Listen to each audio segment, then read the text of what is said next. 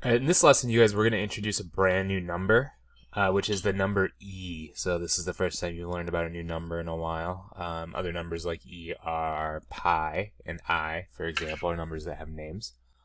So we're going to build towards it a little bit, and the number comes from our interest formulas that we've already been working on, right? So we're going to consider a couple problems to sort of get there.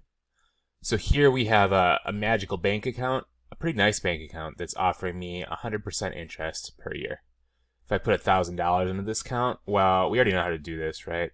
$1,000 times the growth rate, 1 plus r. And here, my rate is 1, right? Because 100%, I move the decimal place over twice, and then becomes just the number 1.00. And then after 1 year would be to the first power. So that's my simple interest rate. And you don't even really need a calculator to solve this. 1 plus 1 is 2, so the first power is still 2, so this becomes $2,000 after 1 year. That's totally unrealistic, by the way. Nobody's going to pay you $1,000 for letting them hold on to your money for a year like that. But sometimes our investigations are easier if we pick nice numbers like $1,000 and 100% interest.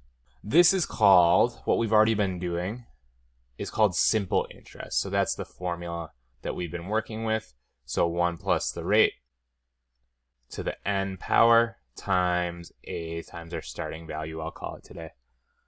So this is already something that you're familiar with if you've made it this far. We're going to complicate this a little bit. So often the way this works in real life, if you're borrowing or saving, is interest is paid off more often than yearly. Here we're going to look at a case where we're paying out quarterly, so 4 times per year. You're familiar with quarters already from school. So we're not going to use a formula just yet. We're going to develop a formula, but here we're just kind of going to explore how this grows throughout each quarter. And we're still using the same interest rate, but instead of 100% for the whole year, we're going to divide that by 4 for 4 quarters, right? And we're going to use a 25% quarterly interest rate because then we're using 4 times 25, the same yearly rate. So we'll say our interest earned each quarter is 25%, and you know that growth rate would be multiplying times 1.25, right? So to get my amount in the first quarter, it's 1.25 times 1,000. And that is $1,250.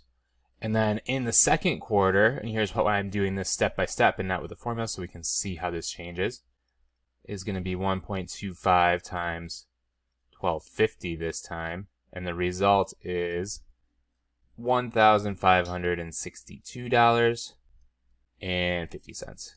And you can be doing this on a calculator along with me if you want. And then we're going to repeat that again for the third quarter. And my result is going to be $1,925 and about 13 cents. 125 I get. So notice we're already pretty close to that $2,000. And at the end of the year, we're going to do 1,925 times my 12.5. And look at how big it gets. So we can pretty clearly see, right, that our quarterly interest rate is a much better deal than my simple interest, right? So $2,000 is better than, or worse than rather, $2,400, right? And the reason is we're earning interest on our interest, right? Each quarter, I earn 25% on not only my $1,000, but also this extra $250 I already had for my first compounding. So compounding more often is better. Okay? And we can use our simple interest formula to investigate this a little bit further. So monthly here, weekly, and daily. Here you need to know a little bit about how many days are in a year. But this math is pretty easy using our formula. So we're going to use, again, that 1 plus r t.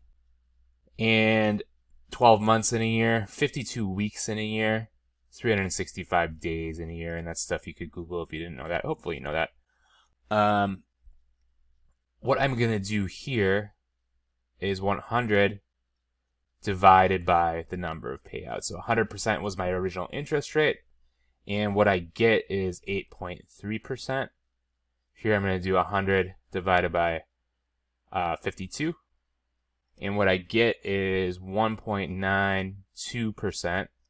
And 100 divided by 365, I get 0.27%.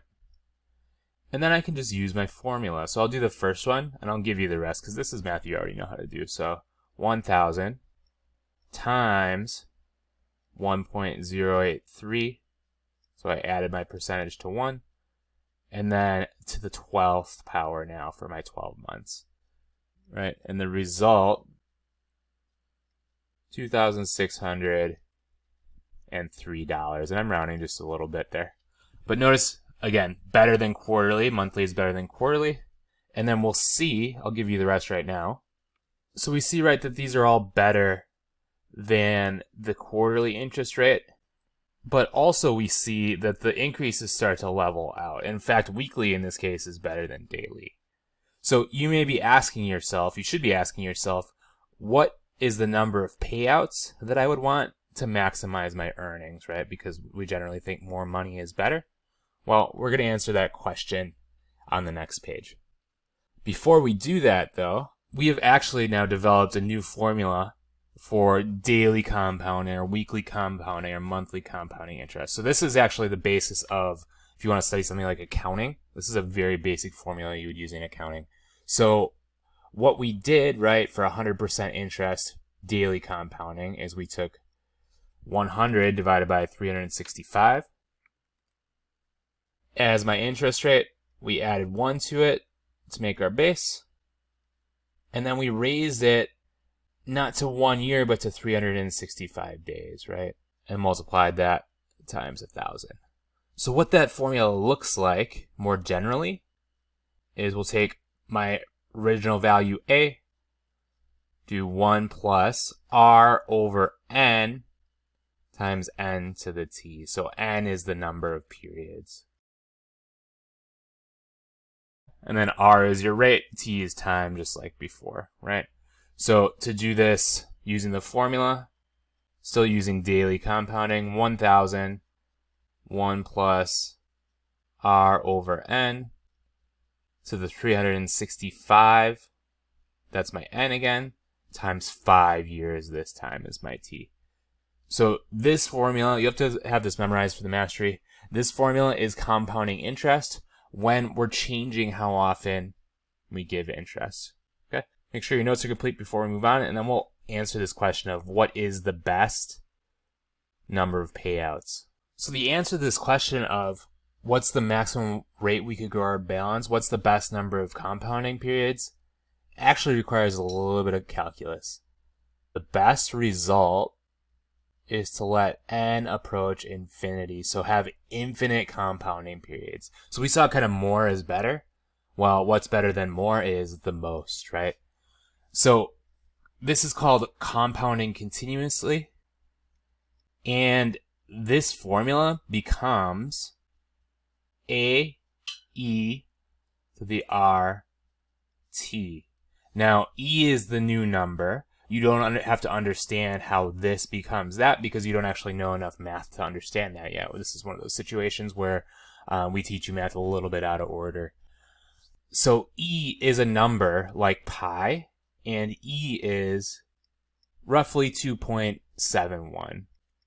And that makes sense, right? Because remember on the last page, we were approaching about $2,700 as our N's got bigger, right? So it makes sense that E would be about 2.7. Okay, and on your calculator, there's a button for E, so it's second and then division sign, so you can take a second to find that right now. But here's how you tackle this. So 1,000, you just use your formula. E, R is my interest rate, so 1 again, times T would be my formula. And in this case, for T equals 1, we would get $2,718. So we see that's a little bit better than our results in the last page. So I would say take a second, make sure you can get this result on your calculator because it's a new button you're learning about. And then we're going to tackle just one more model here. Another thing we can model here is growth of populations. Here we're talking about bacteria. And the keyword here is continuous exponential growth. So continuous growth tells me I use this model that we've just introduced. So here would be 1,800 bacteria to start. E to the 0.081, so that's 8.1%, would be my model f of t. And then, of course, f of 6 means to plug in t here. And note that this is an exponent. And again, make sure you can reproduce this result on your calculator. Okay, so I get 2,926 when I type that in. And these are, you'll need a calculator to solve these, especially when they involve decimals. The interpretation, so I say interpret the result, well, we're talking about bacteria and hours, is that there are 2,926 bacteria after 6 hours. Okay, so there you have it, new number, new model that you can use to model new situations, and you'll practice this here in a second.